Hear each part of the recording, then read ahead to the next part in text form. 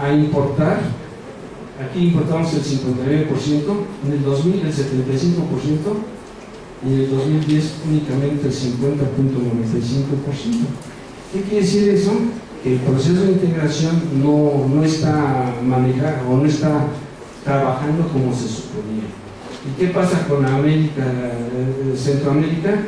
Importamos el 0.80 del punto 97, al lado del 3.52, 3.19, Unión Europea el 16%, el 10%, y lo terrible, en el 82 importamos el 7% de Asia y ahora importamos el 31%. Pasamos a la siguiente. ¿Y por qué se da todo esto? Simplemente porque aquí tenemos las principales empresas exportadoras con participación extranjera. ¿Quién es la principal empresa exportadora? General Motors, Daimler-Benz, Volkswagen, IBM, Ford.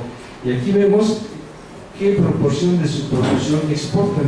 General Motors el 75, Daimler-Benz el 79, Volkswagen el 74. Pero aquí aparecen algunas con 100%. ¿Y por qué se da eso? Pues porque somos un país maquilador. Pasamos a la siguiente. ¿Y qué es lo que ha pasado con las empresas exportadoras? Por ejemplo, en el año del 97, déjenme ver si porque aquí hay trampa. Bueno, aquí estas son fundamentalmente empresas industriales. Aquí tenemos en el 97 20.000 empresas exportadoras, en el 2000 22.000, en el 2006 22.614, es decir, tuvimos un decremento de 297 empresas exportadoras de 2000 a 2006. ¿Y por qué aparece en 2006? Porque, como les dije, el decreto INEX empezó a trabajar en 2007 y a partir del 2007 es muy difícil conseguir la información. Pero les puedo decir que la estructura del comercio de México en el 2006 es muy parecida a la del 2010, no ha cambiado enormemente. Después, aquí vemos cuál es la exportación total de empresas que exportan más de 5 millones. Tenemos 1.552 empresas, pero la mayoría son empresas que exportan hasta 2 millones. Y aquí vemos la exportación promedio en dólares, y aquí vemos el porcentaje. Es decir, 1.552 empresas exportan el 85%, aquí el 88% y aquí el 91.96%. Y las pequeñas son 18.213 que exportan el 4%. Es decir, tenemos una estructura exportadora muy débil y muy concentrada en un grupo de personas, en un grupo de empresas muy reducido. Y pasamos a la siguiente.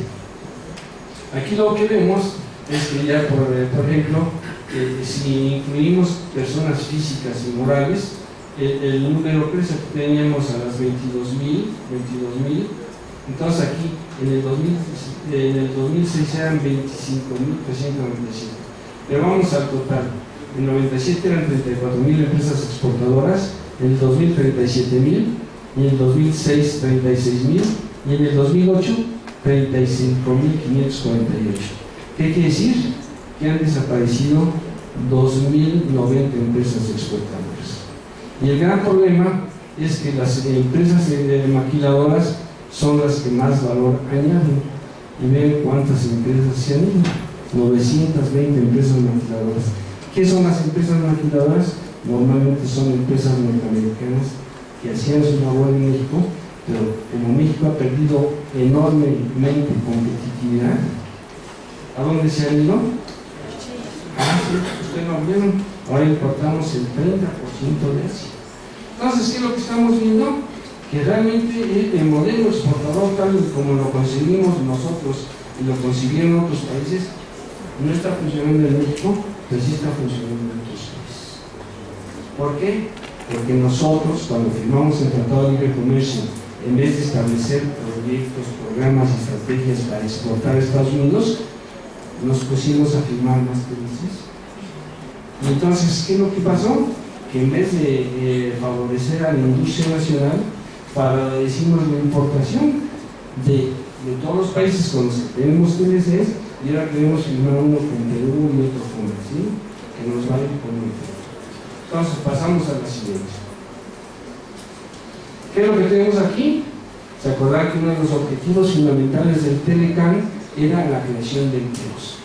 Entonces, ¿qué es lo que tenemos aquí? Que en el año 1993 había 12 millones de empleos formales, y que en el año 2010 hay 17 millones de empleos formales. ¿Y cuál es la población económicamente activa de México? 47 millones. ¿Qué quiere decir? Que de estos 47 millones, solamente 17 millones, es decir, la tercera parte más o menos, tiene empleo formal. ¿Y los demás dónde están? Pues están aquí en las esquinas, y algunos se han ido a Estados Unidos y otros están en el norte del país, impidiendo el paso de los camiones y demás. La delincuencia es muy terrible en México. Entonces, ¿qué es lo que tenemos? Si nosotros medimos esto, fíjense lo que pasó aquí. Es decir, de 93 al 2010, la población económicamente activa creció 13 millones, se crearon 4,9 millones de empleos, y entonces, ¿qué tenemos? Un déficit de empleos de 8, casi 9 millones de personas, que en estos años han sido lanzadas al mercado informal o a la delincuencia. Pasamos a la siguiente. ¿Y qué es de lo que tenemos? Regresamos a la anterior. ¿Y qué es lo que tenemos? Que, por ejemplo, donde más hemos perdido empleos, independientemente de que no se han creado, hemos perdido empleos. Fíjense en dónde. En la transformación. Del 2000 al 2010 perdimos 1.080.000 empleos en transformación, 170.000 en construcción y 6.000 en electricidad. Creo que estos son los de la compañía de luz. ¿Pero dónde hemos ganado? En comercio. Y no sé si vieron la semana pasada, Walmart anunció la creación de 220 unidades más. ¿Pero qué comercializan ellos fundamentalmente? Ya hasta las lechugas son norteamericanas, ahí en Walmart. Entonces, ¿qué es lo que ha pasado? Que tenemos un déficit enorme de empleos. Es decir, si hablamos del 93 al 2010, tenemos un déficit de casi 9 millones de empleos que no se crearon en función del crecimiento de la población económicamente activa, que corresponde al 63%. Y pasamos a la siguiente, por favor. Y les ruego que con esta sí no vayan a llorar. ¿Por qué? Porque del 2007 al 2010 el déficit de empleos es 102%. ¿Por qué? Porque se perdieron 58.000 empleos entre el 2007 y el 2010. La población económicamente activa creció en 2.732.000. Entonces, ¿qué pasó? Que tenemos 2.79 millones de personas que no consiguieron empleo en el periodo, que es superior al crecimiento de la población económicamente activa.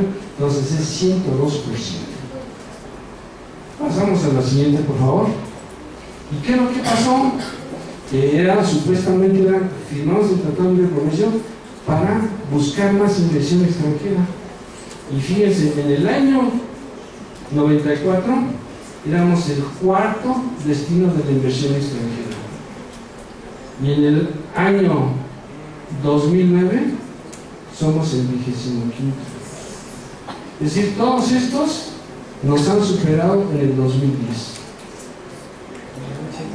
O sea que realmente como que no está bueno el negocio, ¿no? Y pasamos a la siguiente. Lo peor es que el principal generador de inversión extranjera es Estados Unidos.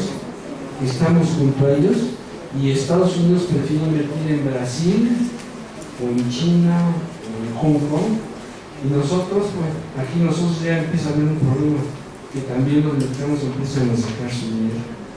es decir, ya somos un inversionista fuerte en el exterior. Entonces aquí, fíjense, en 2009 exportamos 7.000 millones de dólares y recibimos 17.000 millones, entonces como que la balanza nos queda como 9.000 millones de dólares. Y pasamos a la siguiente. ¿En qué se ha traducido esto? Fíjense, de los 45 países con los que hemos firmado tratados de libre comercio, solamente tenemos superávit con 13, bueno, con Lituania son 5 millones, Chipre 11, Bolivia 12, pero con los que tenemos déficit son Japón 15.000, Alemania 7.000, Italia, Costa Rica. Fíjense, Costa Rica, les dije que había un señalamiento especial. ¿Por qué Costa Rica nos gana? Yo fui consejero comercial en Costa Rica y siempre que estuve allá teníamos superávit. ¿Por qué? Porque una empresa que se llama Intel no se pudo establecer en México debido a problemas de incentivos y sobre todo cuestiones de la energía. Entonces, ¿qué pasó? Que simplemente tenemos un déficit de 1.096 millones únicamente con Costa Rica. Y bajamos, por favor. Sí, la siguiente, por favor. Entonces aquí tenemos un subtotal de los países con los que tenemos TLCs y déficit, son 36.000 millones de dólares. Y pasamos a la siguiente, por favor. Y aquí lo tenemos con los países con los que no tenemos TLCs. Es decir, aquí tenemos América del Norte, superávit, América Central, superávit, América del Sur, superávit, Antillas, superávit, y aquí empezamos a tener déficit: Europa, Unión Europea, Asia, África y Oceanía. Fíjense, con África tenemos déficit. Entonces, ¿qué es lo que pasa? Imagínense con China, 41.000 millones de dólares, Japón, y bueno, ¿qué tiene que de malo? Simplemente que son países muy lejanos, que cuesta mucho traer la mercancía y resultan más competitivos que nosotros. Y ese es el gran problema. Es decir, en México se habla mucho de la reforma fiscal, de la política, ¿no? Pero hay cosas que se pueden hacer sin necesidad de la reforma. Por ejemplo, ¿cuántas declaraciones tiene que hacer una persona, una pequeña empresa, para cumplir con el fisco, con el seguro social y con la vida al año? 145 declaraciones. Y si es persona física, como ahora les quitaron la declaración del IETU, son 132. Entonces imagínense lo que implica hacer declaración, 145 declaraciones al año, quiere decir que hace casi 1.8 diarios. Entonces, ¿qué es lo que vemos? Que tenemos con países lejanos que supuestamente les podríamos ganar, tener ventajas. No, tenemos 98.000 millones de dólares de déficit y casi todos son países de Asia. Entonces, ¿qué es lo que nos queda? Creo que es la última, hay todavía otra, ¿verdad? ¿Qué es lo que nos queda? Pues simplemente decir que en el año, ¿se acuerdan de Fox que decía que éramos la novena economía mundial? ¿Sí? Aquí estábamos, en la novena economía mundial. Éramos aquí. Pero fíjense, de 2001 al 2010, ¿quién nos rebasó? Brasil, India, Rusia, España y Australia. Imagínense Australia, que tiene 20 millones de habitantes. Produce más que 112 millones de habitantes. Entonces, ¿y qué pasa?